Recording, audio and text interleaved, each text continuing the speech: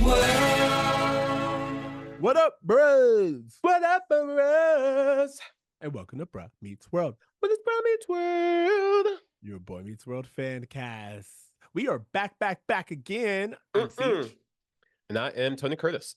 You guys, last week we did seasons 1 through 4. You know, we tried, we just couldn't get all. It's 7 years that we're trying to condense down to the next few episodes. So this is part 2 of our conversation. Hopefully you enjoyed last week's episode, and this week you are down for some more conversation. Absolutely. I'm so excited because this episode's going to be really getting into the weeds of seasons 5, 6, and 7, which are really the college years. I think you can say season 5 is the start of the college years. So I think that this, like, we did like the, I guess, high school or middle school section before, but now we're into the college section with this episode, which, guys, you know the college years are rough. So there's a lot to discuss. Speaking of college, you guys have been really good at writing us, giving us your feedback, and telling us what you want to hear. So continue to do that. Hit us up at bruhmeetsworld@gmail.com or at bruhmeetsworld on all of the places. We may read your letters on our Patreon when we do our Pod Meets World recaps. By the way, we are still doing our Pod Meets World recaps. So go over to our Patreon, check that out. And as always, we appreciate hearing from you. And let's get into this episode. Season 5 originally aired October 3rd, 1997, October 3rd, Mean Girls Day, through May 15th, 1998. Season 5 finds Cory and Topanga's relationship facing some major tests, including a breakup after Cory cheats again. Shawn navigates his relationship with his new partner, Angela, and reconnects with his half-brother, Jack, who becomes Eric's new roommate. Eric is struggling with post-high school life, while Feeny contemplates retirement.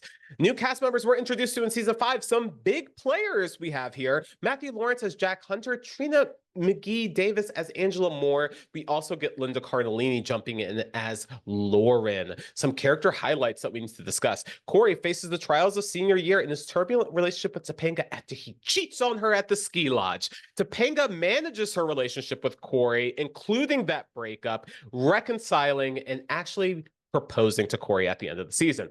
Shawn develops this relationship with Angela while also struggling to develop a relationship with his half-brother, Jack. Eric, now in college, we see him living with Jack, pursuing college, and trying to find his place in this new world. So, what are your key episodes and moments from season 5?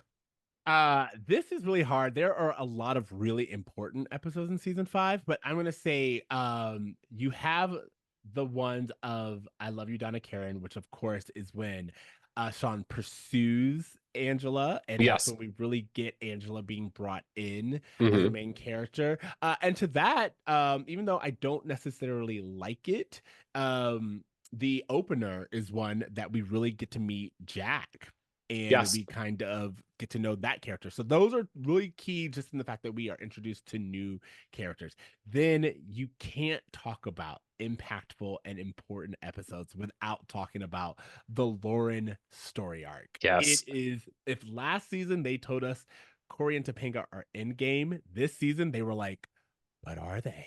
But are they? Which, by the way, such a great device. It's the Ross and Rachel-ness of their relationship is really brought to life here. I love that they decided, like, oh, we went maybe a step too far in season 4, and we want to kind of take a step back in season 5 with this arc that basically spans episodes 14 to 15, 16, 17, and 18, 19, 20. It's a full 6 episode arc. So I just think it's so important. I don't know that we get another arc like that, honestly, within the series. That important and that impactful. No. Then we also have, and then there was Shawn, which iconic episode, one of the best of the entire series. And graduation is also so important because of the proposal at the end. So those are the key moments in my book. So many key moments in season 5. a few that you didn't mention that I want to discuss. Raging Cory, the one episode where Alan is struggling with his relationship between Cory and Eric and kind of balancing those relationships, I think is such a phenomenal episode that's kind of just jammed into a season with a lot of other highlights, so it gets overlooked. I know we didn't call it the Eskimo, but that is the name of that episode. I personally love that episode, not for the Eskimo or the Inuit. Forgive me for saying the slur, but that's literally what the episode's called. It's like if the episode was called The Nigger. Can you imagine? Like, it's wild. But that episode specifically about, pushing Shawn to try for something that he doesn't think he can accomplish, I think is super important. And I think the reason why he actually goes to college. Separate from the Lauren storyline, I think Promises is a really important episode. It's one of the few episodes where we actually do discuss sex, Cory and Topanga having sex. We also get the drinking episode this season, which we see Shawn dealing with alcoholism and confronting his family's history with alcoholism, because we have Jack being like, hey, our dad was an abusive alcoholic, and that's the reason why him and my mom didn't work out. Such a great revelation.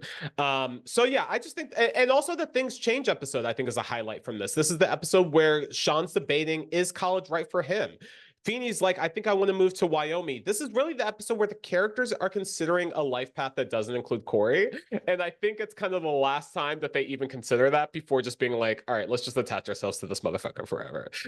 I will say, I will go on record as saying right now that I feel like season 5 is the season that changes our characters the most. Yes. 100% agree.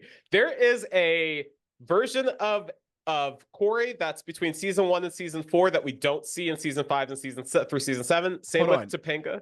We're gonna come back to this because I have exact episodes, but I will say looking at this, I feel like season 5 is the one where I'm like the most characters. I'm like, there's a before and after of who you were and who you are and what your motivations in life were.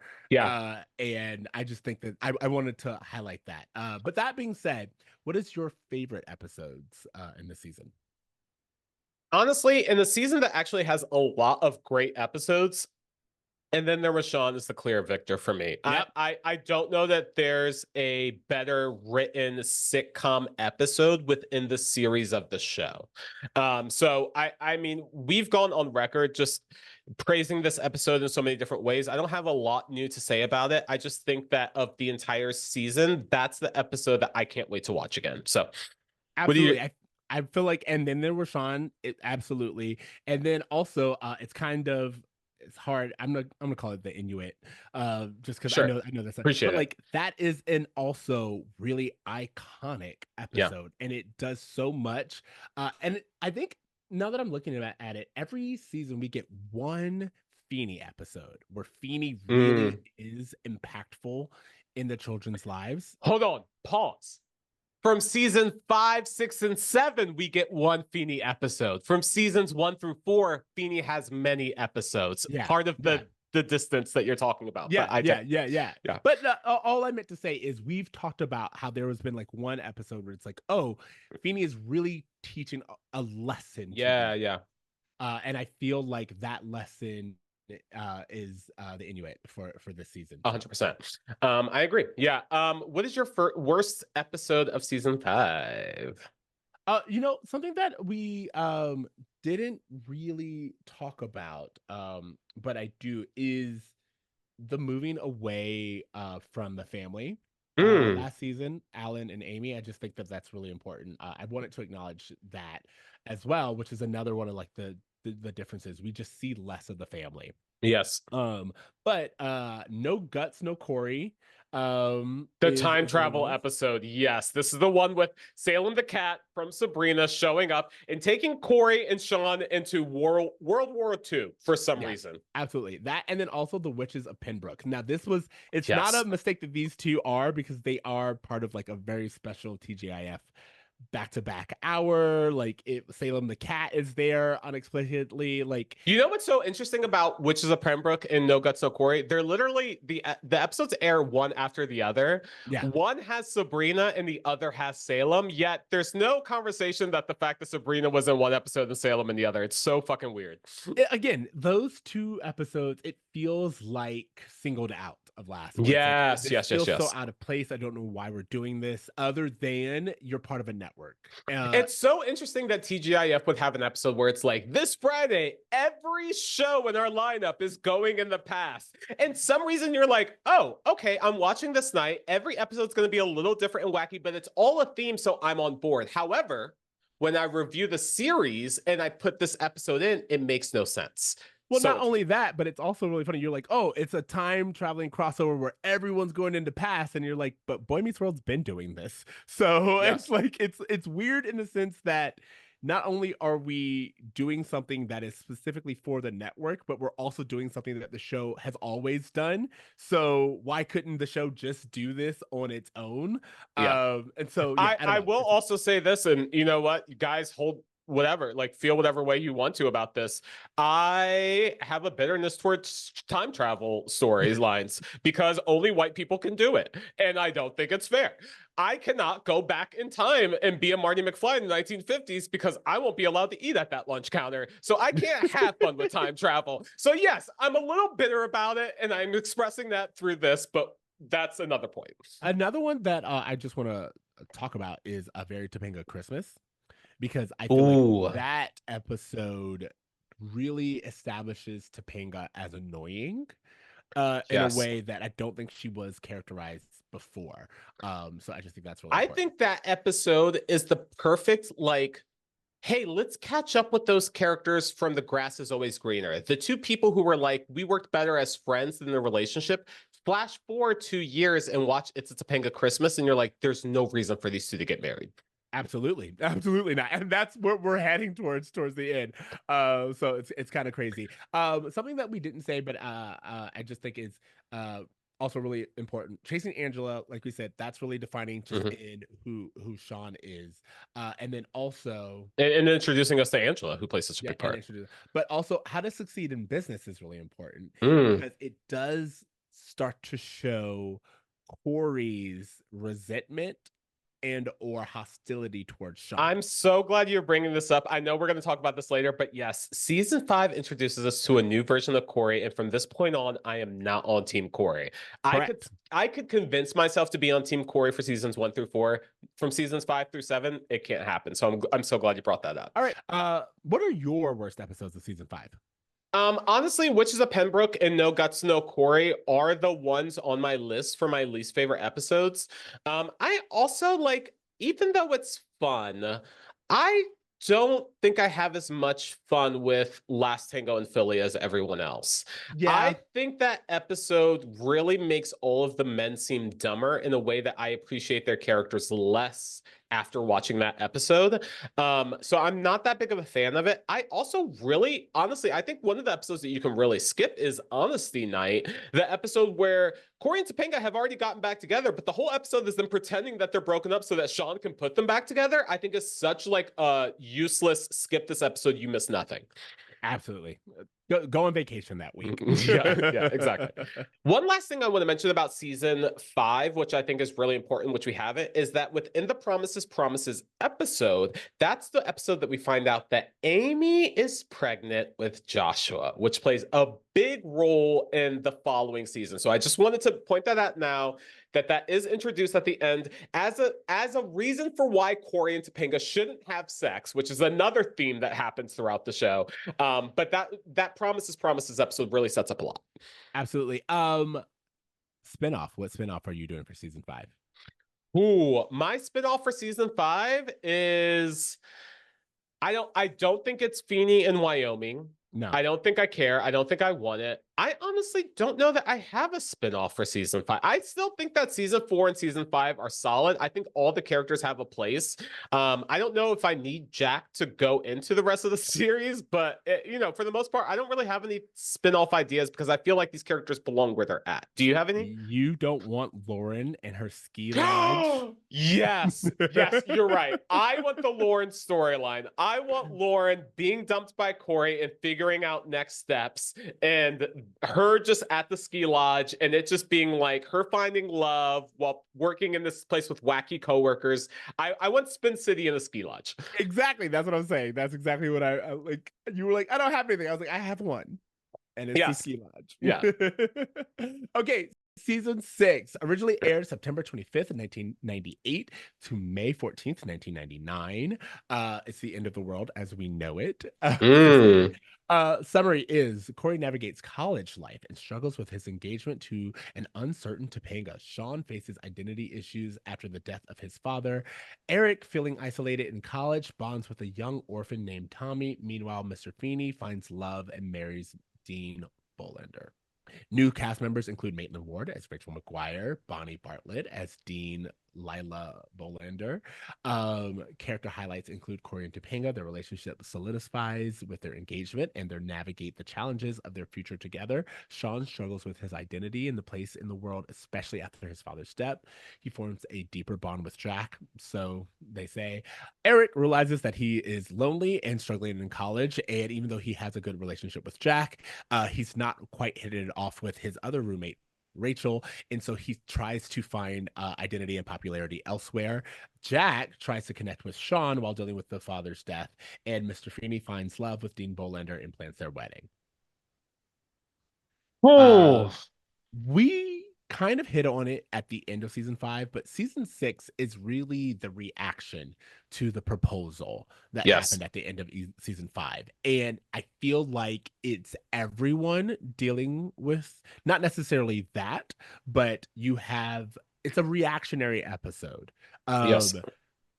Shawn has to react to the idea of actually trying to build a relationship with Angela and what does that mean to be committed while also midway through this, not even midway through the season, towards the end of the season, he has this brother who he was never really around, who's now around all the time. And on top of that, just when he starts to have some sense of normalcy and consistency, his father shows back up one more time out of nowhere Mm. and dies on his watch. So I feel like that's really Shawn's reactionary journey. Eric, um, he did what everyone told him to do. He went to college after everyone told him that that's where he belongs. He's not hitting it off with college. He hasn't been on a date we've seen in forever. He's desperately in love with his roommate, Rachel, who chooses his other roommate, Jack, which kind of leaves him isolated. His family is already having another kid, so they don't really get to focus on him. And then Cory and Well, Topanga, the Tommy they're of it all with Eric too. Like he's really trying to find his place in the world, and he's struggling and failing. absolutely. And then Cory and Topanga, like I said, they have agreed to get married, but what does that mean at this point in time? And I think it's most seen towards the end, where both Cory and Topanga have their doubts on whether or not this is something they should be doing. Before we get into key episodes and moments with season 6, can I just say this? Season 6 is, I think, the darkest season of Boy Meets World. Yeah, This is the season where Shawn's dad dies. This is the episode where Joshua potentially dies and correct. Amy's in the hospital. We also have the Everyone Loves Stewart episode. Like, there's just a lot of darkness to this. And even within the lighter episodes, like Poetic License, it turns dark at the Yeah. end. It turns depressing. We really have Shawn dealing with the trauma that we've seen him experience in the background from seasons 1 through 5, kind of like on his sleeve in season 6 in a way that I think is like a different tone for the show. I don't know if it works. With the introduction of Rachel, we get a lot of things. We get Rachel being a sexual object, which kind of just takes the place of the girl of the week trope that we've gotten in the earlier seasons. All of those negative personality traits have been put onto Rachel. And just the way that Rachel is an object of Eric's desire, but only because Jack also wants her, not because there's anything about her that he actually is in love with, is so telling. I think that's such a big thing that gets overlooked. The Tommy of it all. I mean, just to bring our listeners back to season 6. In season 6, this is the season where Eric felt like he wasn't having friends. So he decided to do the Truman Show of his life, trapping Rachel in his apartment and streaming it for all the people in the student union so he could try to get friends and try to get acclaim. We also see Eric stealing his dad's credit card to buy gifts for orphans at Christmas, not necessarily because his dad can afford it, but because it's going to make him feel better. There's so much about Eric's journey that I think goes really off the rails. So much about Shawn's journey that I think goes really off the rails. As much as, Chet's death is a dark point. I don't think they do anything with it. I don't think they use that moment to strengthen Jack and Shawn's relationship, which is what they should have done. I don't think we even get an examination of how Jack reflects on it because, yes, within the immediate next episode, he's like, I'm struggling with this. But then he immediately devotes so much attention to Rachel that we never circle back to what him losing this dad that he moved to Philadelphia to get closer to means to him. And Amy's pregnancy. We have a 40-plus-year-old woman pregnant. We don't get into really any of her health issues until the baby is born. And even then, the whole Joshua being born, Amy stuck at the hospital pregnancy I can't even focus on it. Because to remind you, during that time, Cory was so butthurt that Topanga wanted to spend Valentine's Day throwing a baby shower for Amy that he took it over, hired a stripper, purposely sabotaged it just so he could have a Valentine's Day date with Topanga, only to spend it in the hospital bitching about how he's not getting the attention he wants while his mom is potentially dying and his baby brother is potentially dying. What a fucking asshole. And that is Cory in season 6. We are truly introduced to this person who's Angela's like, I don't know that we're really friends. And he's like, oh, yeah? Well, I'm going to pester you until you become my friend. Like, this is the dude he is. And I just have to say that season 6 Cory is just a villain era Cory. I do not like him. I do not like what his progression is during the season. I do love that, Everyone Loves Stewart episode, but there's more lowlights than highlights with the season for me. So that's season 6. Absolutely. I think it's important to note that not only in the episode that you're talking about, Resurrection, which if we're going to talk about key moments, Resurrection is so important, not only because we have Amy's pregnancy, but it really does show a huge flaw in Cory and Topanga's relationship, just like as an outsider.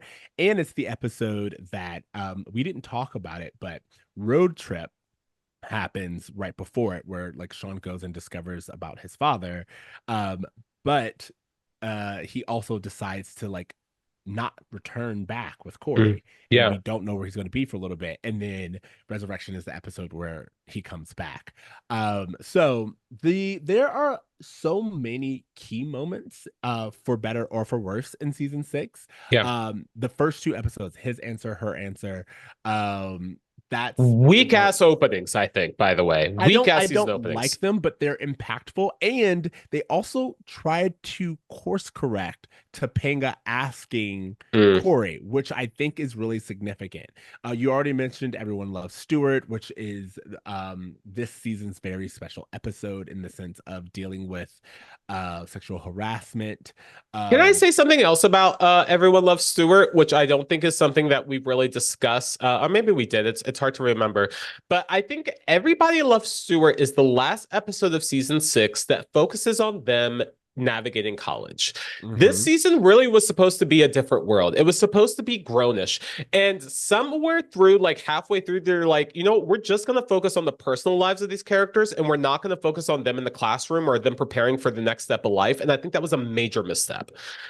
Also, we have Can I Help to Cheer You, which is the episode in which Eric actually tries to adopt Tommy. And he Yes. doesn't, and that kind of He has to changes the tell an movie. orphan to his face, I'm not going to adopt you. I don't want you. Correct. So all of this said, this has a lot of memorable episodes. It has a lot of important episodes. We have the State of the Unions, which is when we actually meet Topanga's parents again.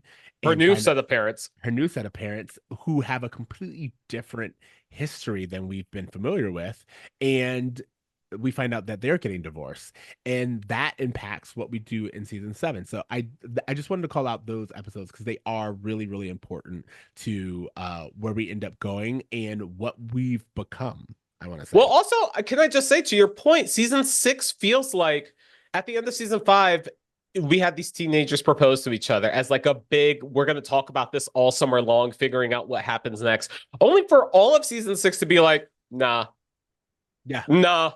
yeah. we want to back away from that. We run ourselves into a corner. We don't know where to go with this, and we're gonna pussyfoot around this for about a season and a half. And I think that was actually a really unsatisfying thing for a lot of people. I think that if you're gonna have her propose, it would have maybe been better for Cory to say no, not right now, than to try to go along with it and like this really weak season 1, season 2. Oh, we're gonna elope. No, we're not. Like, I don't know. I didn't like the way the season opened.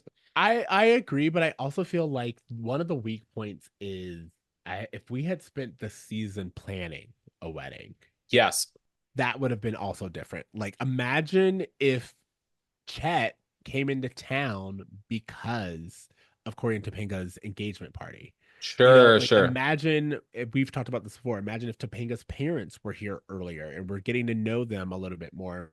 Weird, like That they should have been such a key part throughout this entire season. The whole like the season opener, his answer, her answer, they should have been introduced then, and they should have casted correct. people who could have been in the entire season. Absolutely. And that's kind of the problem. The problem with season 6 is it's really when we've kind of changed one too many times Yeah. and we've kind of swung to the fences one too many times. And so while we do get important and iconic episodes, I don't know if we are still growing as characters. It's so Um funny because I feel like the first half of season 6 is them, us being introduced to them in college, the whole you're married, you're dead. What are you doing wearing a wedding ring? Like all of that yeah. shit about just navigating college. But then midway through, it's just like, you know what? We're gonna pause. We're gonna focus on Shawn's death, dad's death. We're gonna focus on Amy's thing. We're gonna focus on Tommy, and then it just became a fucking bummer for like 10 episodes, and like And then it we was end with divorce and not knowing if our main couple is even going to be not together. only do we end on that note, we also do not give Feeny his proper due in season 6. This dude is brought out of retirement by Cory. He goes into college as a student. Throughout season 6, decides he wants to be a teacher and then starts dating Dean Bollinger. This guy who's been a widower for decades falls in love again, and we do not get to go on that journey with him. And it's Correct. honestly another huge misstep of season 6 was not focusing on the love story between Feeny and the Dean. This could have been something so sweet that you could have developed as a counterbalance to how dark the rest of the season was. Because I remember telling you when we reviewed Be True, I was like, this whole episode is to set up them getting married in the finale because without this episode, it makes no sense because we haven't been following their relationship this whole season. And I still hang on to that idea, and I still think that the season is weaker for not choosing to focus on Feeny and the Dean. I completely. Well, again, I think what we're saying is it gave us so many things, and I think for me, season 6 may be the one that I feel the most. I wish. I don't know how to say it other Yes. than that. Like, I wish we had spent more of season 6 talking about Cory and Topanga planning their wedding. I wish that we had got to see Jack and Shawn actually try to be brothers. That Yes. way, or even like maybe they're not being successful at it. Maybe that entire season they just kept attempting and like being like, honestly, I don't think that we are as close as like we feel like we should be. Or Mhm. I don't think that like being brothers is enough, And then Chet's death actually forcing them to kind of reckon with themselves. Or Yeah. maybe we spent season 6 with them being the best of brothers. And then the death of Chet actually Changes that. breaking them apart and being Yeah. like, oh, we deal with this differently. The bond that are we were building was too fragile. Seeing Feeny court the dean would have been really important. All of these things is why I'm like Amy. what's it like to actually be pregnant at this age? How excited is she? Does she have any more friends? Like anything like that, I think really, really would have been nice. And instead, we get a lot of late series episodes. I truly think that the only reason we get a season 7 is because they promised to marry Cory and Topanga.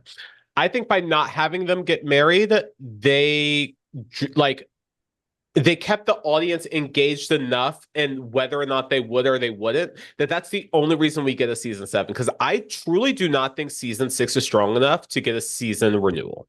I If don't. I'm from like a network perspective, I don't think this season is strong enough, and I think I, it feels like the air is coming out of the tire in a lot of ways. Absolutely. Best episodes of this season. What is your favorite episode of the season? We talked about this in our report card, and I still stand by this. That I think Everybody Loves Stewart is the best episode of the season. It's the most nuanced, it's the most complex. It really shows them trying to dive into a part of college and a part of adulthood that these characters would not have been introduced to while they were in high school. I don't think there was enough showing the differences between high school and college. And I think this episode gets it right. We're focusing on them as students, we're focusing on their relationship with professors, and we're focusing on the complexities that can happen when you're not just visiting these teachers on a school day like in high school. These teachers are coming to your dorm. What does that look like? I just think there's a lot there. And I wish, honestly, each episode would have had the depth. And if they would have just kind of thought through some of these storylines, the depth that Everybody Loves Stewart has. Because to your point, Chet dying does not lead to Shawn and Jack having some kind of revelation that changes them as a character. In fact, I think they de-evolve, from the event of it. We do not see Amy and Alan's relationship get stronger through their struggles with birthing Joshua. We do not see Cory and Topanga uh, enjoying their engagement. We see Cory fighting it pretty much the entire year. Up until the end of season 6, he was having dreams about Lauren. Remember that shit? Yeah, He I really took remember. an entire season to be like, yes, I want to marry you, but then spent the whole season being like, I don't know. Which has been Cory the whole time. It's Topanga, I need you, and then he has her, and then he's like, I'm bored. So I just don't know that they were able to do anything with the season that resonates with me. I think this might be my least favorite season. It's so funny because I was thinking that. I was like, I think the issue is this season took our characters that we loved in a direction that didn't really feel like it paid off. And Yeah. I think that's going to be the really hard part. But I want to shout out and we'll have a good time then, because I will Mm. say from the moment that Blake Clark, of course, like his chemistry and the fact that Yes. he is here and the fact that we get like a little bit of time with him and both of his sons is good. And it reminds us why Chet is both charming and a bad father. Yes. Like it does both in a way that's actually kind of amazing. We had such a nuanced conversation about the way Chet is portrayed as a lovable deadbeat dad. That Yes, concept is something that we were like, oh, we've seen this in our real life in a way that we haven't seen on television until Blake Clark. And I just think exactly. that's an overlooked aspect of his performance. It I like I just think that's a phenomenal episode of television, not only because of the gut punch of him dying and how swiftly it can happen and and what it does to your characters and all of these things. Like that is really, really important. I don't want to take that The away. episode, the way it ends with Shawn, him opening the picture, and it's the picture of him and the boys, and then Yeah. the credits just end on that focus of him hugging his boys for the last time. Ugh, such a gut Again, punch. it's a great episode and it is a gut punch, but ultimately to me, it's one of those episodes where it's like it shows representation, as you said, of something that I just don't think you get a lot of. Yeah, And you really don't like, while I agree with you that like Everyone Loves Stewart is a great episode for the season in terms of like them being in college. I feel like, and we'll have a good time then, is a great episode of this series of characters who we have known for quite some time. yeah, It feels old school Boy Meets World while also bringing in all of the new characters that we've had. It makes sense for them to deal with this at this point in time in their life, and it really does balance having family that you're not that close to come into your life, having to like make your peace with them and being like, this is just who you are. And I guess I have to accept that. Yeah. And then also immediately taking even that acceptance away. What is your worst episode of season 6? Okay, let's talk about worst episodes. We talked about it and I can't let go of Be True. I feel like that is a You waste. know, And one thing that we don't talk about and be true is that is the episode in which Cory and Shawn are recruited because of their pranking skills, which will come into play in season 7, to prank Dean Bollander's ex by breaking everything that he owns, yeah, everything that he's collected, everything that he's brought from other civilizations to go into museums and libraries. They break everything and they release a killer bee. It the is reason why we wild. don't talk about it is because it's not worth talking about it. Yeah. That the psychotic episode, which feels like it is in fact a psychotic episode Mm. in terms of like a fever dream of like, why are we doing this? The psychotic episode in so many ways feels like the black and white episode of season 7. It just feels like you're Why are right we at doing the this end of the now? series, you're right at the end of the season, and instead of deepening these characters, you're taking us on a separate journey, and I don't know why. I'm gonna say My Baby Valentine because the way that Cory treats Topanga in that episode is atrocious, and I feel The like way he it's treats Topanga, the way he treats his mother, who is pregnant. This is the episode where he brings a stripper to her baby shower specifically to ruin it so he can make Valentine's Day about him. It's the most unlikable Cory has ever been.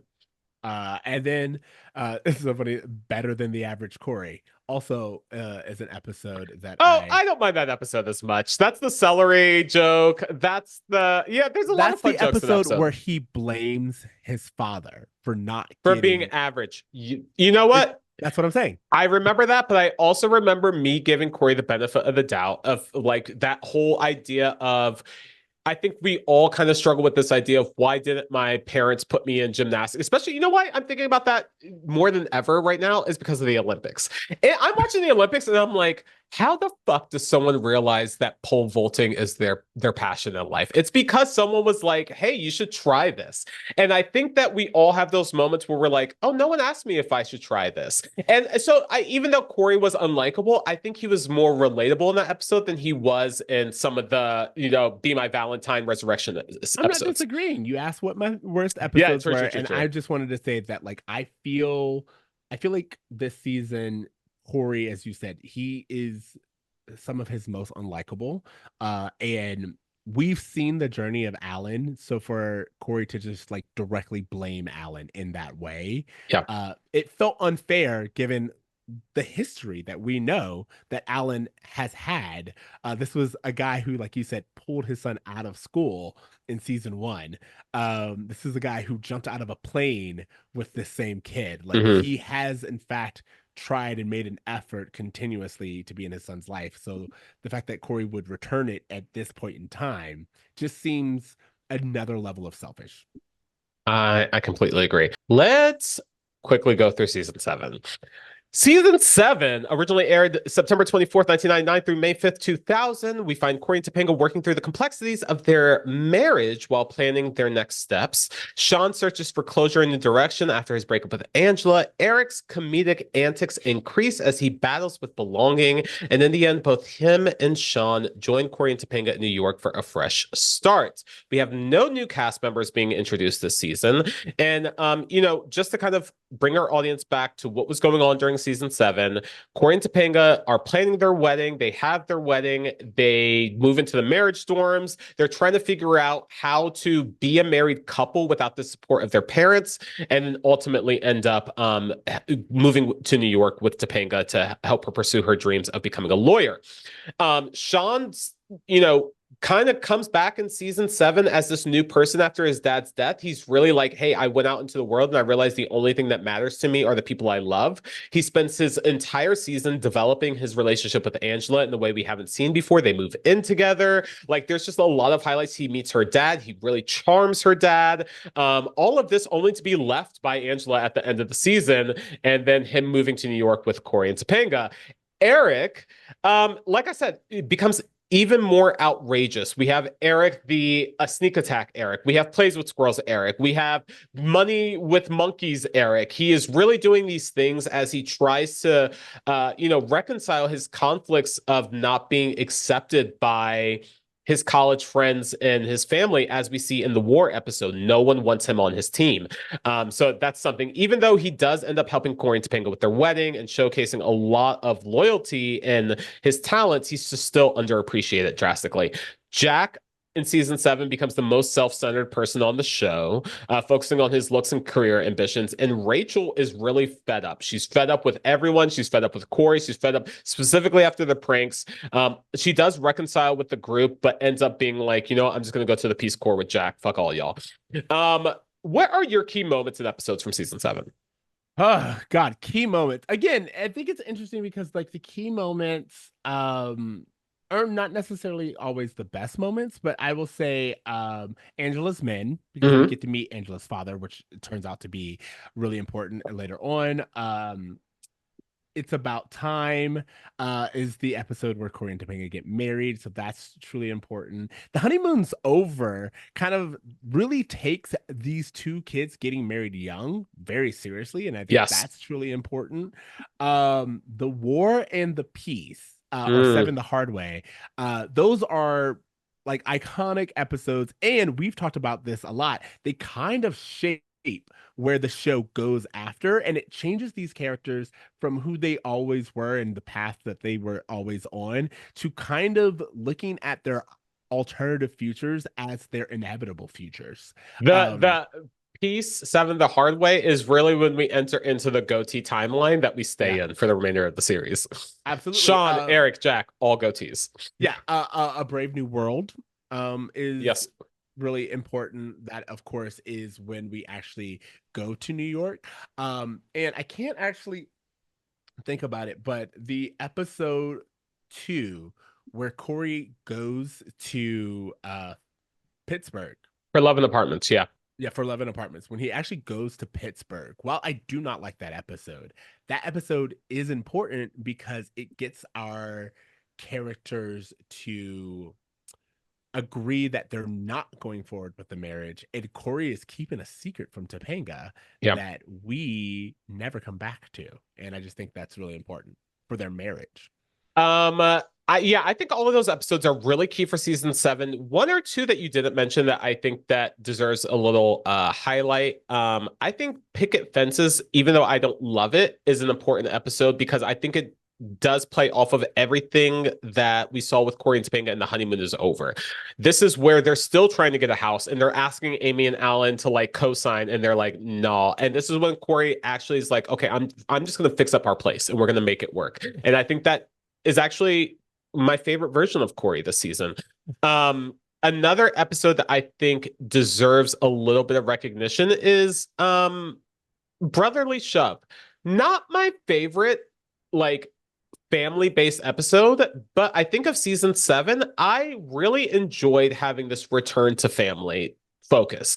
I wish Alan would have actually been a part of it in some ways, but I think that this episode reminds me the most of where the show started. So I just wanted to call that out.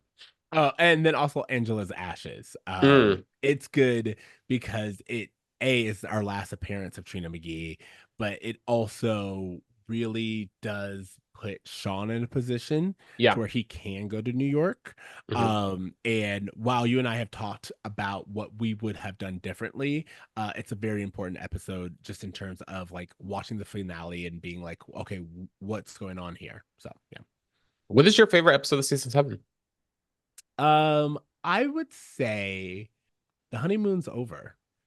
I Mm, think that's my favorite episode because it actually like there are really good episodes, especially the ones with Angela's dad. I think both of those are like really interesting and we get like a lot of really fun things to read there. But I feel like The Honeymoon's Over is good because it actually feels the most Boy Meets World in the terms of let's really look at what it would be like for these characters to make the decisions that they've made in their life so far. yep. And it kind of feels old fashioned Boy Meets World in the sense of, no, you're here. and you've made decisions, and life doesn't always give you a pass. Yeah.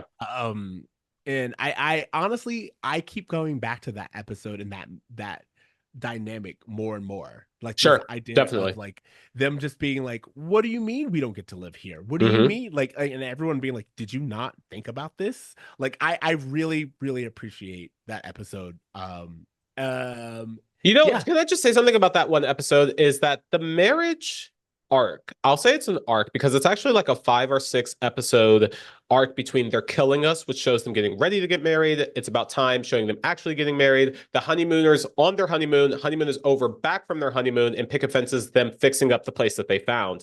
I think the later half of that, the honeymoon is over and picket fences, are the stronger episodes, actually. I think that like it's about time they're killing us. The honeymooners was filled with a lot of bullshit. I remember being upset by those episodes, and it wasn't until we got into the honeymoon is over and picket fences that I was like, thank God that they're taking this seriously. By the way, picket fences was written by Erica, so I want to give her a shout yeah. out. um I'm not gonna lie, you brought it up. I didn't say it because I was like, I know that most of the reason why I enjoy that episode is my own head canon. mhm, They're killing us. They're mhm. killing us. To me, it is actually a fun episode, and it's crazy and it's wacky in a good way. If you take our approach, which is that this is an unreliable narrator, Yeah, and that's why we're doing everything that we're doing, you're not supposed to take any of this as an actual record of what happened. And I sure. think if you do that and you look at it in that way, it's actually a really fun episode. But I also can't say that the show does enough for us to just take that as is, Yeah. because it does kind of reference it every once in a while. So it's like, did those things really happen? So anyway, I didn't list it There's as one so of my many favorites. episodes where I watch an episode of Boy Meets World and I'm like, did any of this actually happen? Was this a dream sequence? Is this part of this canon? I don't know. All right. What are your best episodes?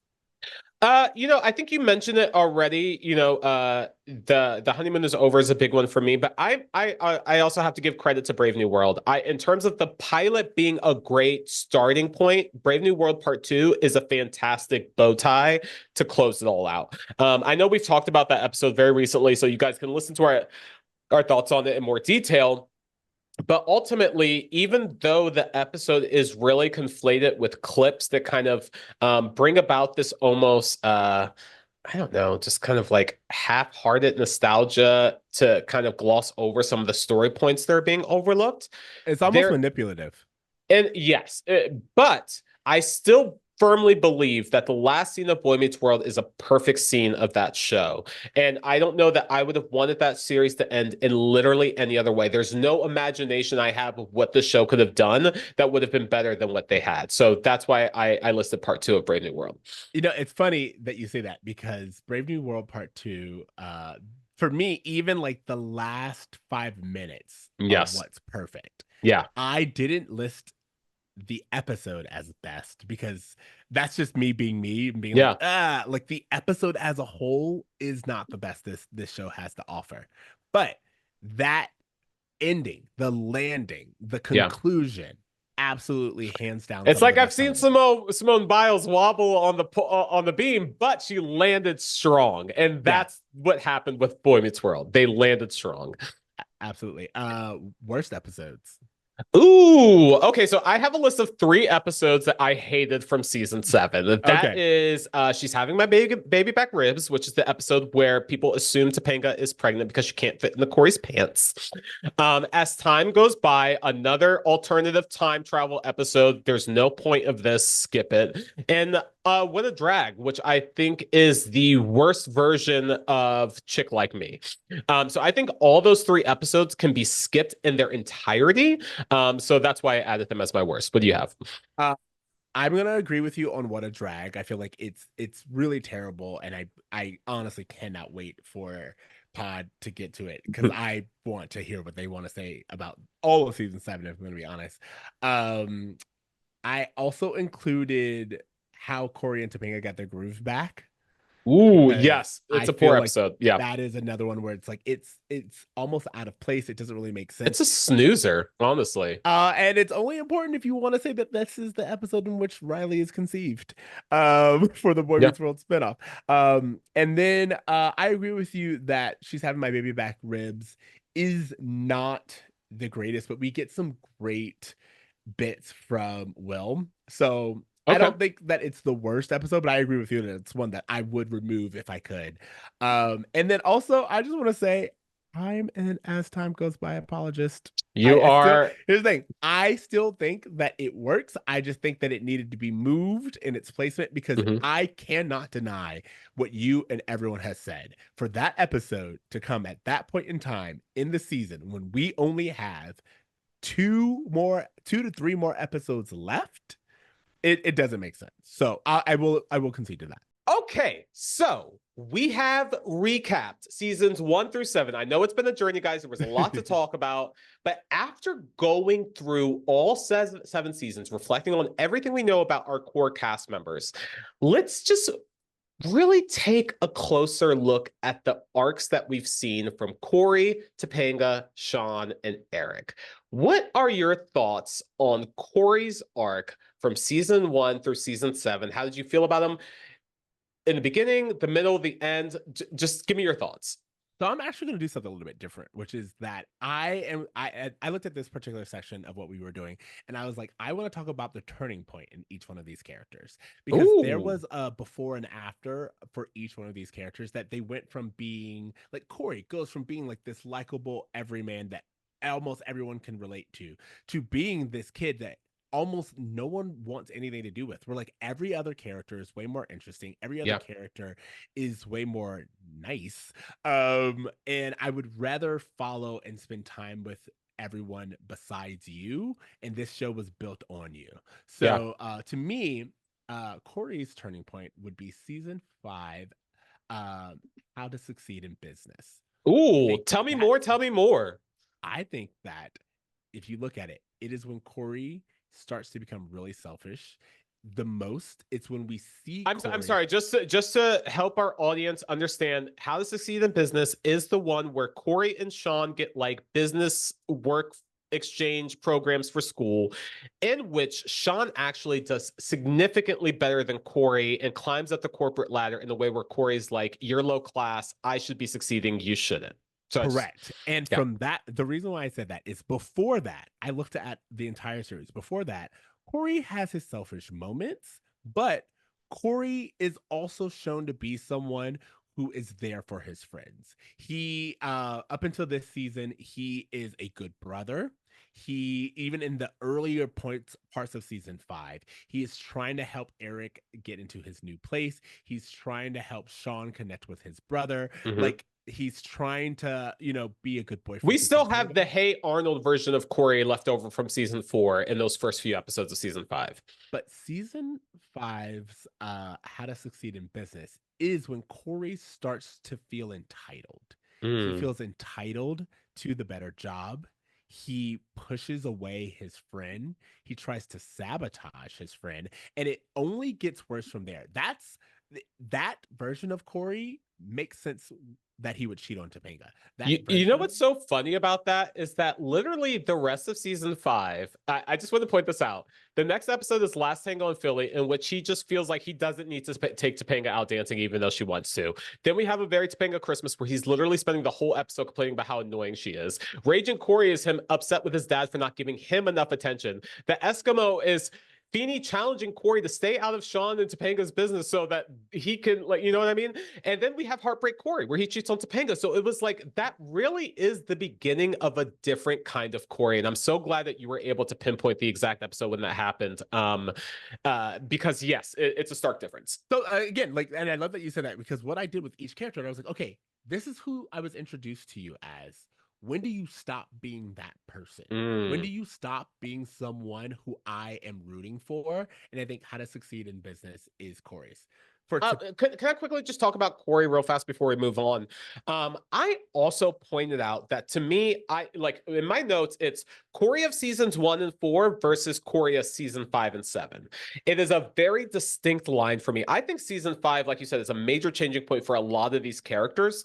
Um, Cory of seasons 1, 2, and 3 is this I don't know my place. I don't know where I fit in. I'm confused, but I'm not meeting that confusion with entitlement or anger. I'm meeting it with, oh, what more is expected of me? Let me learn from this.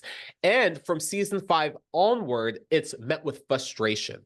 It's met with entitlement.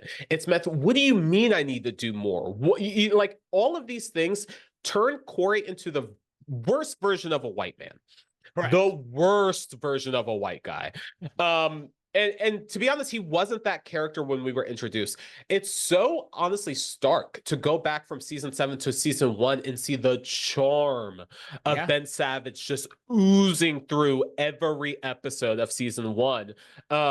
And like it kind of comes and goes as the season goes on, but I do think that you were able to pinpoint the exact moment. One other thing I want to say about Cory is I think Cory Matthews is a great lesson on the nice guy technique. This is something we've talked about a lot, but it's really hard to talk about Boy Meets World in its entirety without talking about what it's saying about the nice guy and all of the actual toxicity that's underneath that nice guy approach. I don't think that we had the verbiage or the language or the emotional intelligence to really talk about it when it was happening in real time with characters like Ted and Dawson and Cory. But in reflection, it seems to have been a whole subgenre of television and film about the nice guy who never had his break and maybe finally gets it. You want to root for those characters, but even when you go back and watch Revenge of the Nerds, you're like, oh, so when you got your opportunity, you were a dick too? Like Yeah. it's not redeeming in any way. So I think that the big fall of this series was making Cory Matthews someone who we stopped identifying with and rooting for. And so that's just something I wanted to point out. It's so funny that you say that because, for example, there is for those of you who have been watching Love Island this season, you will know that no, there was a big upset in something that they call Casa Amor, which is when all the guys go into a second house and they have like all these temptations. They have new characters that they can. And what was special about that is you had characters like this one dude named Miguel and this one dude named Rob, who they have kind of been like sleazy man whores in the villa, just kind of like any opportunity they can get with anyone, they will. But they know that they kept that behavior. And so when they go and they have this opportunity to like have all these women around them, they're like, maybe like one or two you I will, but like I'm not changing who I am.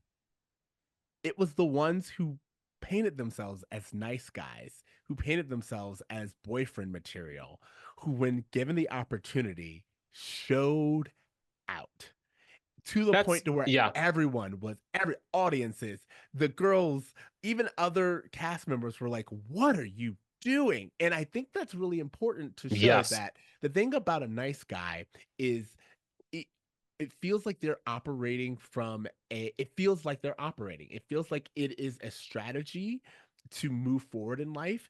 And the reason why nice guys are like, oh, ladies love jerks. No, they love authenticity. If you're like, hey, I'm a dick, but I know that about myself, that is so much more comforting than someone who tells you they're one thing and then they behave a different way. You know what I love about that? And I think Cory is such a prime example of this, is this idea that a nice guy thinks that if I were in a situation, I would make the good choice. But they've never been put in that situation to actually test how they would act. They truly believe that the morals they have, their worldview, all of those things would help them navigate every step of that process in the way that makes them a good guy for everyone. But in a lot of these incidences that we're seeing with good guys, it's not that they are good. They just haven't had the opportunity to be villains or to be bad. And secretly, all of these good guys want what every other guy wants. They just feel like I can be nice about it versus I'm going to be authentically an asshole. So I just think there's a lot there to break down with Cory. And, you know, like I said, this is not something that's specific to Boy Meets World, but just a larger conversation that needs to happen about what a nice guy means and what are the true intentions of a nice guy. What opportunities have they had to show themselves and how authentic are they really? Absolutely. I mean, like, think about it. Like, let's think about Shawn, for example. Shawn is painted early on in the Mm, series as a ladies' man, and he doesn't understand women. But who turns out to be the better boyfriend yes. in the series? It's not Cory. So I just It's think so that that's funny really that interesting. Shawn tried so hard to beat Cory, but he only learns like from watching from afar. He learned Cory based off of who Cory wanted him to think he was versus who Correct. Cory actually was, which is interesting. Correct. Then I have Topanga. For me, the turning point of Topanga, there's twofold. One is kind of obvious, but this is why I said earlier, Topanga's turning point is actually season 3, Hair Today, Goon Tomorrow, Mm. because that's when she actually goes from being the character That's who's, season 4, by the way. I just went through it. oh, sorry, season 4, Hair Today, Goon Tomorrow.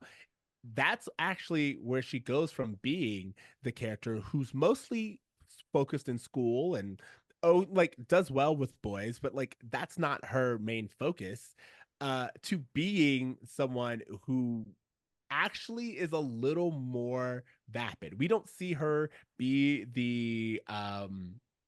we don't see her be anything other than Cory's girlfriend for a lot of episodes then. Mm. And then the big change is the graduation, because that's when Topanga actually chooses Cory over, and we see Topanga kind of stunt her self growth. Mm. And I think that that's really important to me, of like when Topanga goes from being this really ambitious, intelligent friend of Cory and Shawn's to being just the girlfriend of Cory to being just the wife of Cory.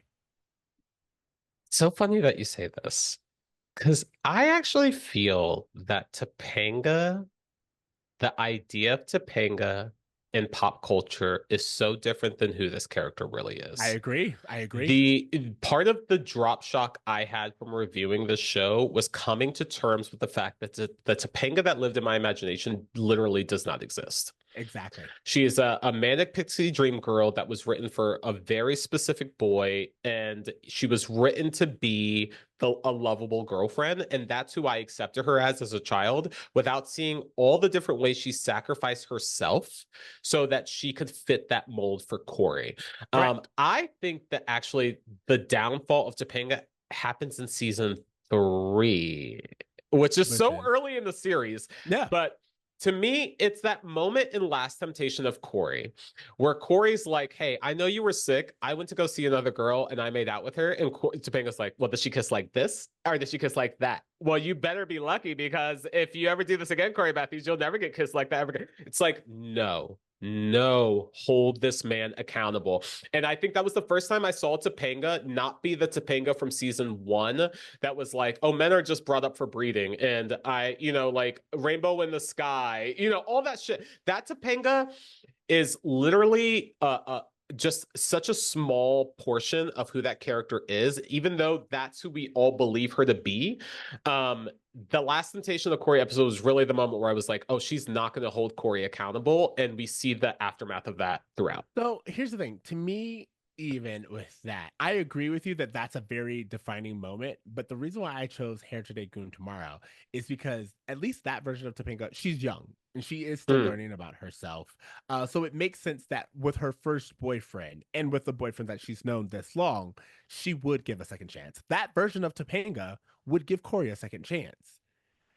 The line to me, hello, bye bye, I'm so at the mall, is when Topanga stops being Topanga. Yeah, 100%. I think there was even a moment, maybe it was season 3 too, where she talked about her dad taking her shopping in New York. That we were like, "Who the fuck is this? Who is this character?" It doesn't feel right. Another moment that I think really defines Topanga a lot is the Lauren storyline. I have Yeah. to bring this up again because there is a version of Topanga that was like, you know what? Cory cheated on me. He broke my heart.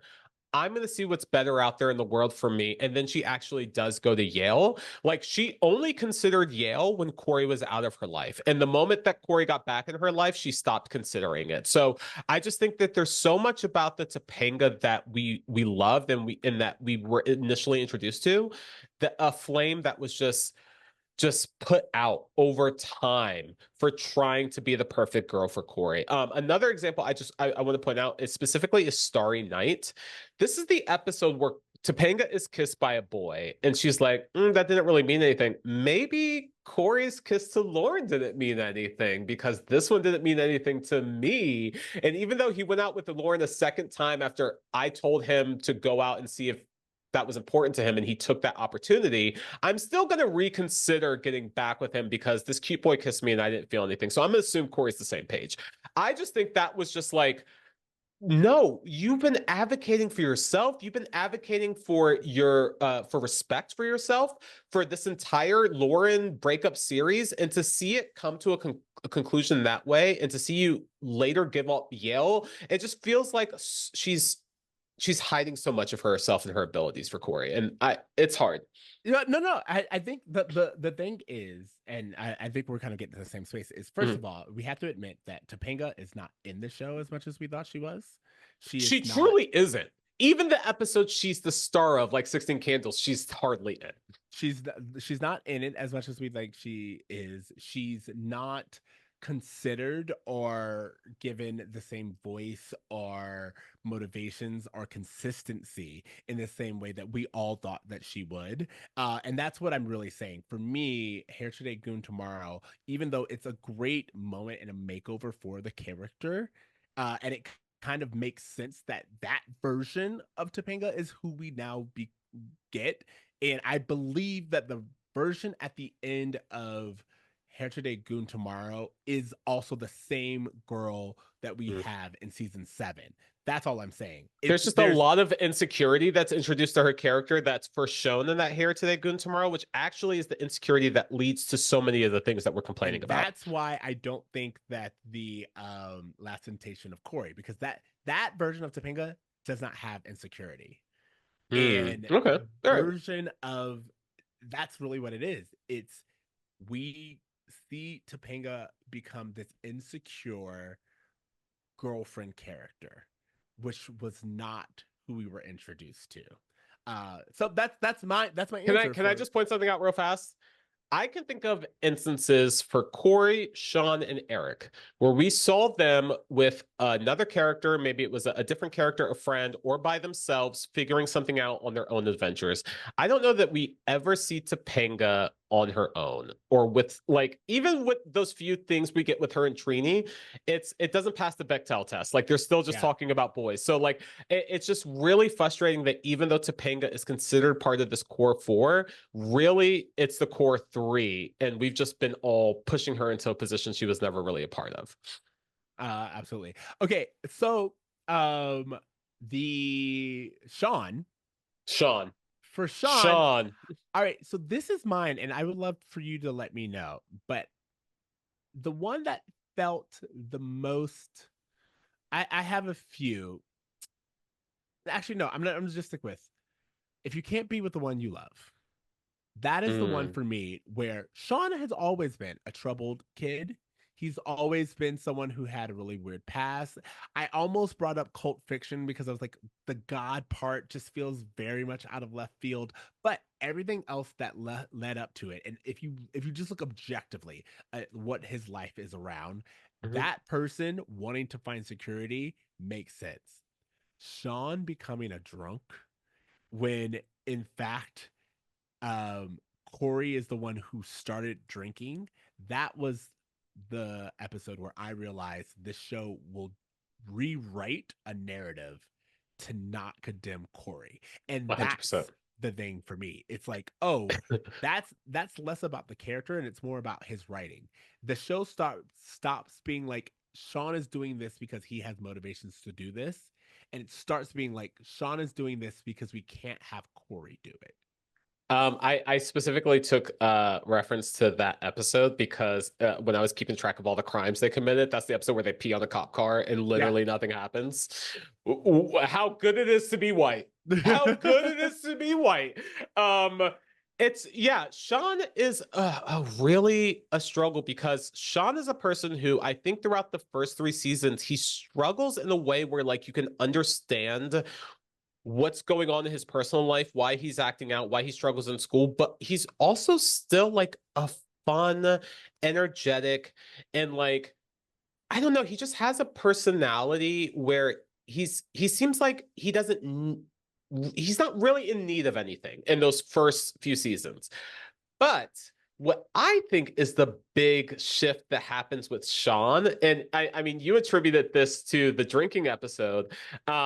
I want to go to, and then there was Shawn, because one of the things that we kind of overlook in that episode is that that entire storyline takes place in Shawn's imagination. This is an alternative timeline. This is Yeah. a time travel episode for all extensive purposes. Like, it's not canon really, but it's the only non-canon episode that I think works because throughout this series, what we're really seeing is Shawn's codependency on Cory and Cory and Topanga's stability being a defining characteristic for Shawn's happiness in a way that we as the audience are introduced to the fact that like not only is Shawn a part of this threesome, he's dependent on it. And we're now realizing it's because nothing else in his life has been dependable but these people. And I think Yeah, but see coming to that terms with that is the defining thing of season 6 and 7 for Shawn is the reason why his journey sucks is because so much of it is catered around Cory in a way that's unhealthy. And to me, I know there's many circumstances, but and then there was Shawn was really the moment where I was like,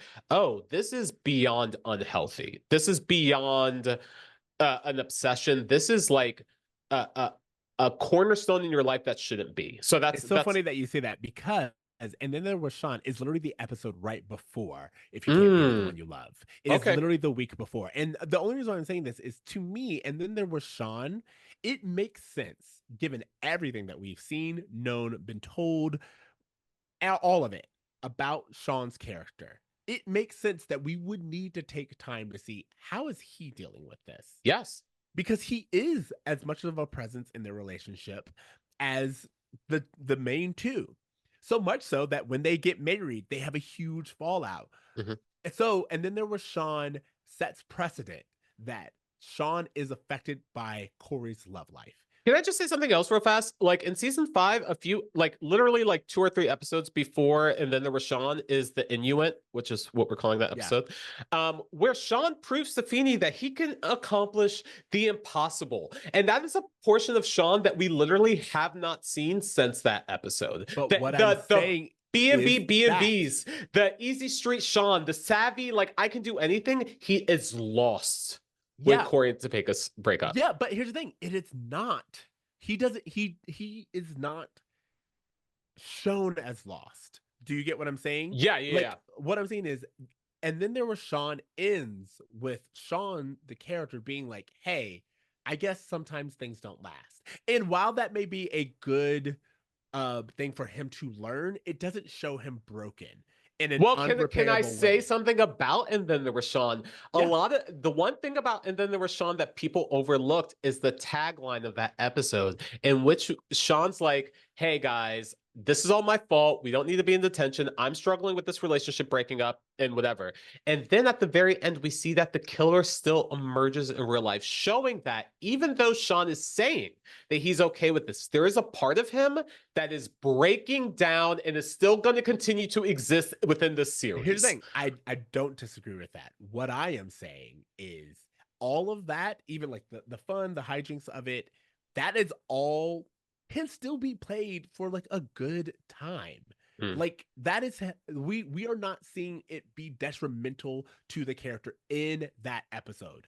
But it's important to note that the very next episode is when we see him go too far.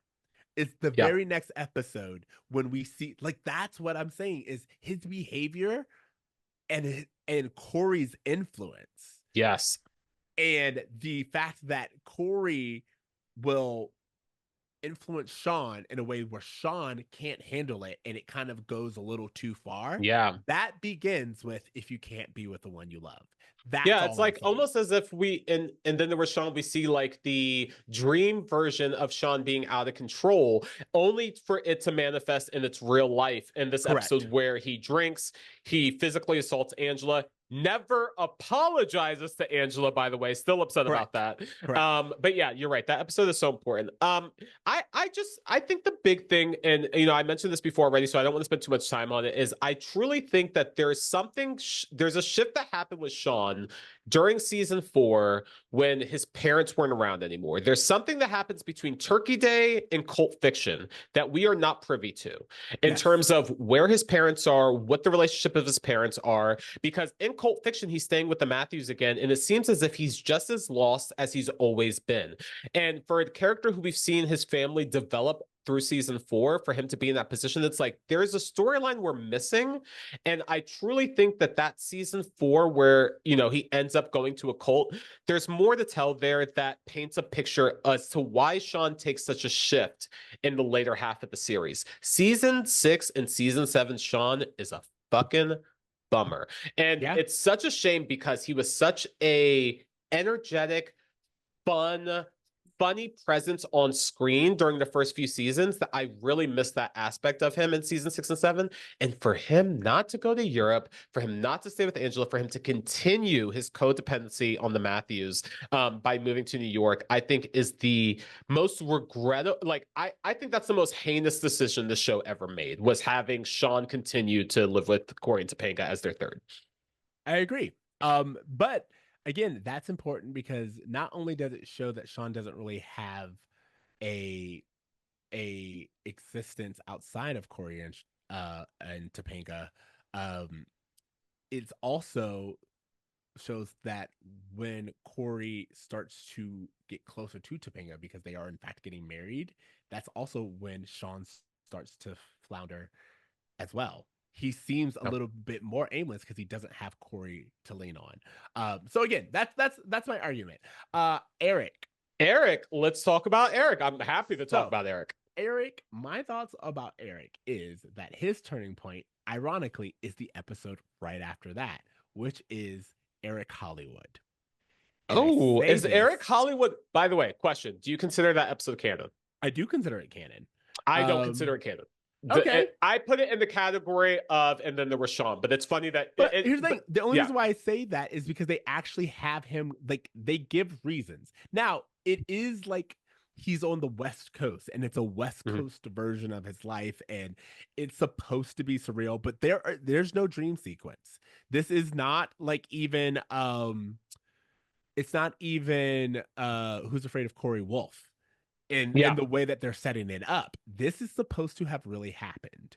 And what I'm saying is from that moment on, Eric, before he was trying to find his place, he was doing whatever he was told. He has a sense of direction. And I believe up until that point, I believe Eric is still able, willing, and looking towards being a weatherman.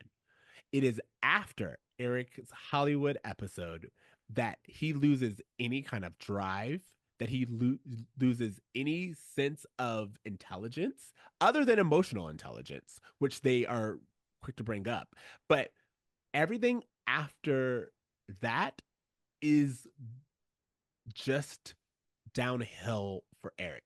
He is no longer achieving any sense of academic goals. He no longer dates. He no longer he's still good with kids, but we know that the Tommy storyline's coming. And to me, like I said, Eric Hollywood is when the character changes and he's no longer working towards anything. Can I help to cheer you? It's when he's officially broken. It's so funny that you interpreted his arc that way, and I don't think there's anything wrong with that, but I actually found season 6 to be the turning point for Eric for me.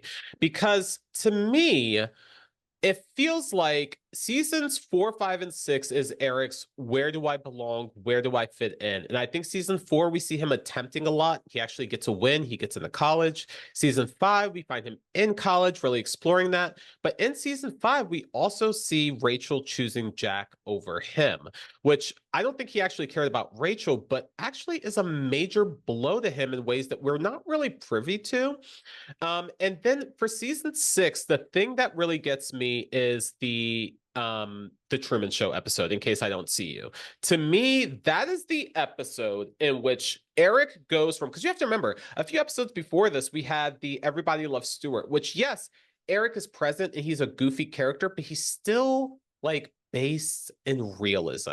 And to me, the jump the shark moment for his character was In Case I Don't See You, because not only is it him performing an extreme act that should be criminally punished, that should have severe consequences, but we kind of overlook for the sake of a sitcom, it's also the moment where we see how desperate Eric is for belonging, that he's willing to go through such lengths to get acceptance in a world where he doesn't feel like he belongs with his roommates, in a world where he doesn't get along with his brother and his friends, in a world which his family is constantly dismissing him and his ambitions.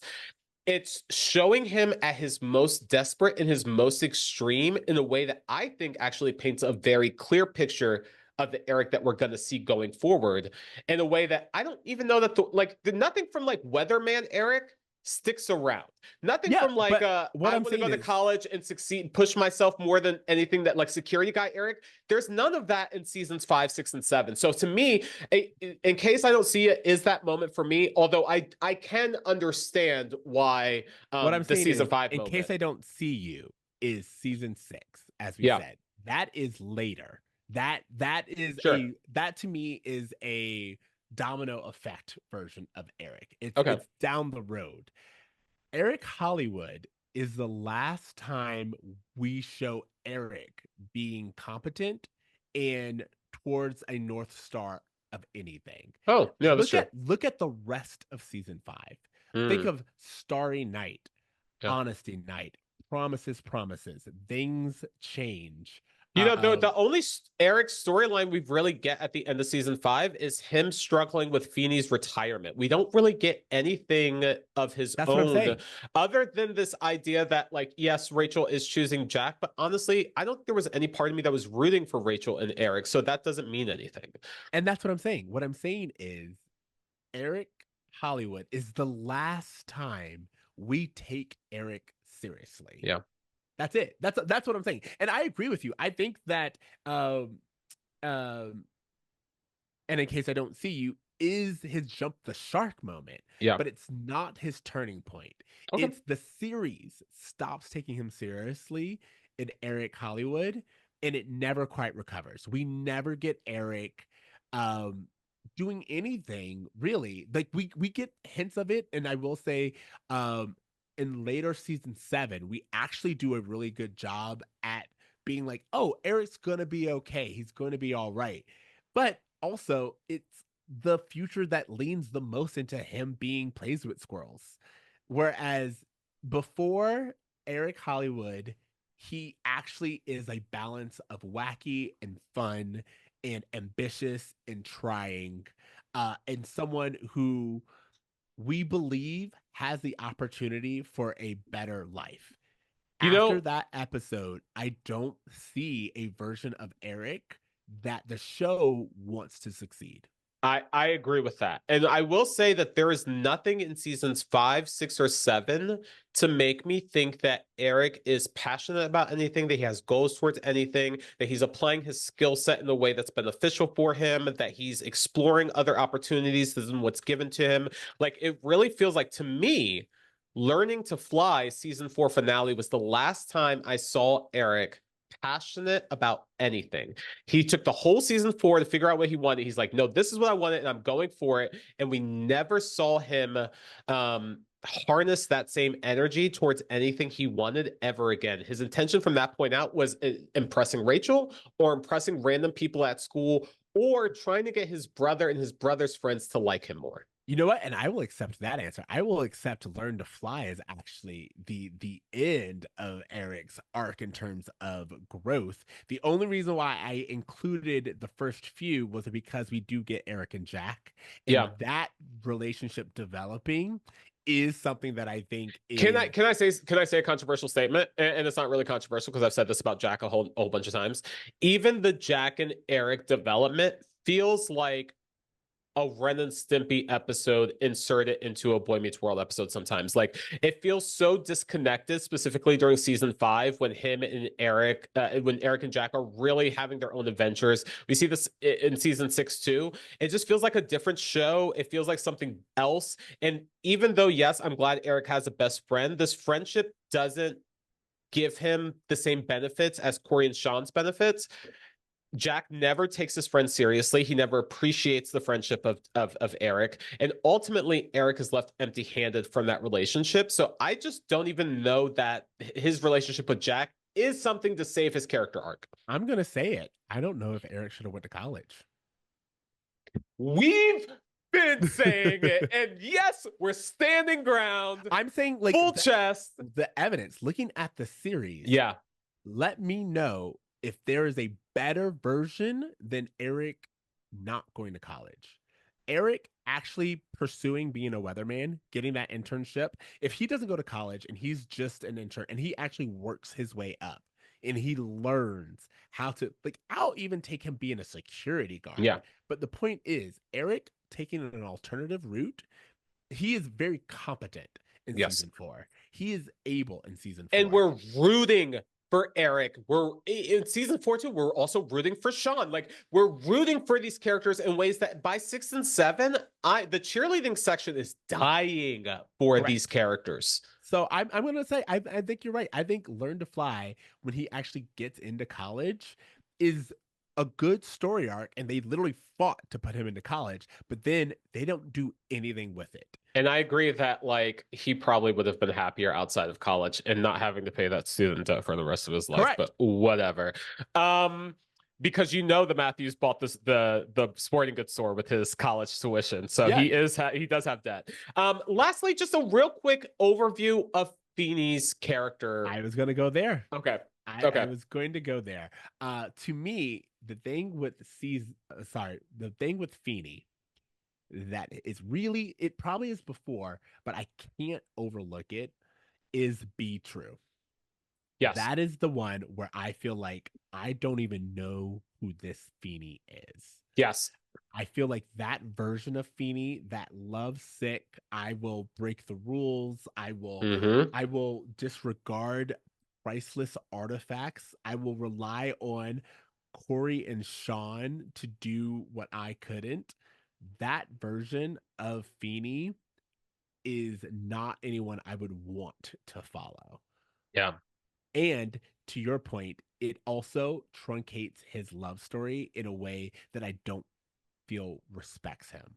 So that to me is the last time we really get Feeny being someone who I feel confident in. Because I look at all the appearances after that, and Feeny himself is just kind of touch and go. Sometimes he's wise and knowing, and sometimes he's just like, that's just what the guys are doing, you know? Like, Feeny does until the finale, and the I think it's My State of the Union or whatever. No, it's not State of the Union. It's the one where Feeny tells Jack he has something to learn from Eric. Yeah. Outside of those moments, we don't get Feeny standing 10 toes down and actually teaching the students anything. So for me, Be True is the one where I was like, who is this version of Feeny? I don't like him. I don't want him. And yeah. Just quickly to cover Feeny. I've mentioned this before. I think them not focusing on him as a widower, him finding love, what that means to him, focusing on him as a person instead of just an educator and a teacher, I think was a huge overstep. Was a huge thing to overlook. Yeah. And I think the last time I saw a Feeny that I recognized and respected was Everybody Loves Stewart. That was the last time I felt like Feeny was Feeny. We get him in season 6 here and there. Shawn and Cory buying him like Gouda omelets to like try to get better grades or whatever. But like, we really don't see him be the Feeny that we recognize again until Brave New World Part 2. Like, Yeah. or maybe even like the war, episode, do we see him kind of step in? But like, there's just really an absence from Feeny. And when you watch that Everybody Loves Stewart episode, you understand how important Feeny's role is. And I just think that they just were trying to write towards the wackiness of college, and they really missed an opportunity to strengthen the relationships of the adults. I feel like everything I saying about Amy, I'm sorry. Everything I'm saying about Feeny can be applied to Alan and Amy as well, in terms of just overlooking like their development, specifically during season 6 when they're having a baby, Amy and Alan. But just to kind of focus more on Feeny, it's he's forgotten about, he's underutilized, and midway through the season it feels like they don't know what to do with him in college. I mean, within the first few episodes, he gets out of retirement, he joins as a student, and becomes a teacher, I think within like a 3 episode span. It Yeah. happens so quickly. And then Yeah. once he's in college, we never check in with him. We don't know how college is doing. We don't know how he's embracing it. We don't know how he's balancing that with dating the dean. We don't see any of his dating life with the dean. And like, that's the moment the show chose to turn the other way instead of focusing on it in a way that I think was detrimental to the show. I feel like bringing him out of retirement was a mistake. And I Mm, say that because he could have still been their neighbor. Like, I yes. think he works well as their neighbor. I think him as a student would have been fine. I don't know if we needed it, but like him as a student meeting the dean, him going back to school, meeting the dean and realizing actually I don't want to be like I'd rather just date you. I did Yeah. all of this just to meet you, and in reality, I have spent enough time in school to know that I want to retire now and enjoy my retirement. I think that that's fine. Having him go back to school to then become a teacher, to then marry the dean, to then never mention the dean after their marriage ever again The dean isn't mentioned or seen through season 7. at all. And that to me, did she die? Like what's going on? Like it's really upsetting to give him a marriage and then not allow us to see what Feeny looks like happy. And also, like, the dynamic between him and the dean was so fun. She was such like a no nonsense, no bullshit person, and like she would catch him like off guard in ways that were so charming to see Feeny kind of tongue tied around the dean. Like, I really feel like it was something that would have made his character so much more cute and interesting. So yeah, there is a loss there. The last thing I want to say about Feeny is just that I I think you said something that really stuck with me, which was I wish Feeny never got out of retirement. I wish he was just their neighbor.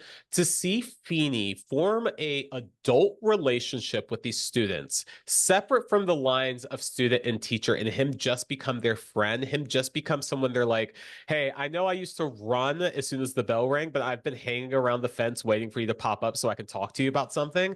I think if he was a Wilson, in the same way Yeah. that Home Improvement had Wilson. Yeah. I think that would have been a role that I think would have served him better. And to see the kids constantly returning back to him for advice and going to him when they feel lost, I think is something that is missed. I think like imagine a world in which Feeny retired. He spends all of their college years actually just being their neighbor, and to the point to where when they are leaving, he's like, you know what? I actually do miss it. And he goes back Yeah, to the teaching. that would have been powerful. That would have been powerful. That's what Yeah. I'm saying. Like, Mhm. okay, you guys, this conversation is too good to just keep in one episode. 100%. We can't fit it all, but we appreciate you guys hanging out with us. And we will continue this conversation next week for part 2 of our series report card. Thank you for listening to Broad Meets World. Check us out at broadmeetsworld@gmail.com or at Broad Meets World on all the places. We really hope that you're enjoying this conversation and look forward to next week. Later, bros. Later, bros.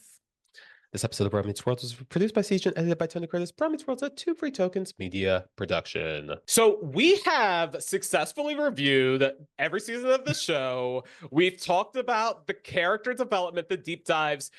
would you be surprised, audience, to know that we still have things to talk about? I cannot contain every thought I have in these 2 episodes. I think we need to do a part 3. I hate to pull this card, but it's our last episode. So just rock with us as we divide this up. Enjoy the fact that we're giving you a trilogy, and be excited to come back next week as we give our superlatives for the series of Boy Meets World. Who's our favorite character? Favorite episode, least favorite episode, favorite season, funniest moments, quotes. We're getting into all of it, and I think we need another episode to do it. I couldn't agree more. We're gonna do something that Boy Meets World never did, and we're gonna give you a part 3. Oh, You guys, thank you so much for joining us. We understand. We hope that you are enjoying this conversation. It's almost like we don't want to leave you. So we're join us stalling. again. Join us again as we continue the conversation. We know if you've been listening this long that you love Boy Meets World just as much as we do. So we look forward to seeing you again next week. Reach out to us at brummeetsworld@gmail.com, or reach out to us at brummeetsworld on all of the platforms. And until then, Later, bros. see you next week. This episode of Brought Meets World was produced by CJ and edited by Tony Curtis. Brought Meets World, the 2 Free Tokens media production. Bye bye. Bye. When this boy meets world.